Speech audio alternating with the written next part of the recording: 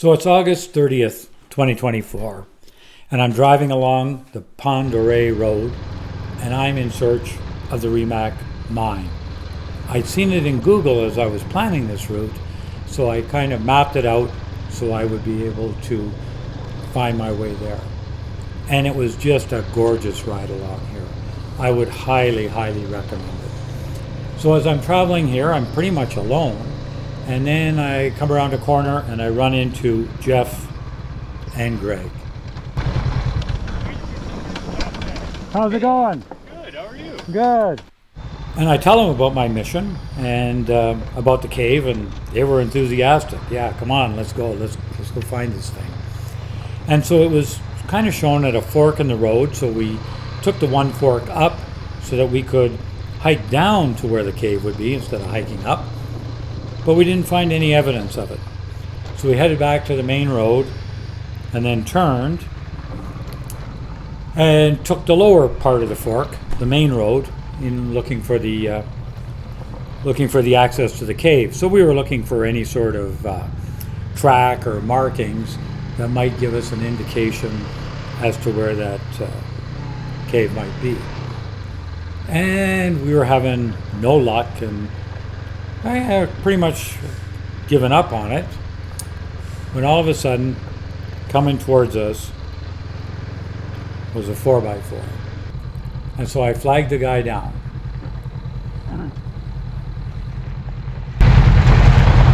Hey, do you know where the mine is here? Are we on the right track?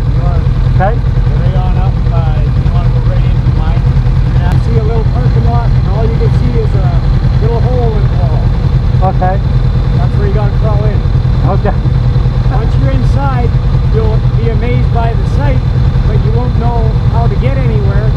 So when you're standing inside looking straight ahead at the big beautiful rock bridge, look over your left shoulder with a flashlight, and there's a passageway that will take you all the way over to that rock bridge. Look. Met the right guy. Yeah. Thank you. I've been to the bottom of it, I know it. And really, you couldn't have met a more perfect person.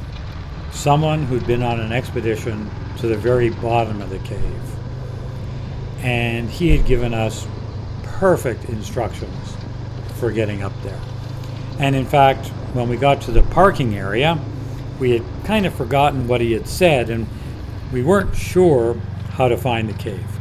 But we did come across it, and going back to his video and audio, and listening to it now, yeah, he described it perfectly to us. We just didn't think it was going to be that easy to find. But sure enough, we wound our way up this trail and came out right at the cave by the parking lot. And the cave, you walk up, duck down, you go in about 8 meters, and then the cave opens up to the sky. And it's just light in that front part. And then right in front of where I'm setting up the camera, looking down, this is kind of what you see. I mean, it was huge. It was a vast space. So I set up the camera because he had told us about the bridge, the rock bridge. And that is the rock bridge there. And he told us how to sneak around and to get over to that rock bridge. And along the way to the rock bridge, there are these openings back into the cave from the access there. So we took a picture in there, and it was pretty cool doing this. And there's a rock bridge. It's about 35 meters away. And this will give you a bit of an indication. Now I'm zoomed in with an iPhone to get this. The deep hole is, just a little bit in front of me. But, this was like something out of Lord of the Rings. It was a fascinating find. It's about 4 kilometers where Google has it plastered on the map. But we did manage to find it thanks to our surprise 4-wheel driver that was out there. And it made for a great trip.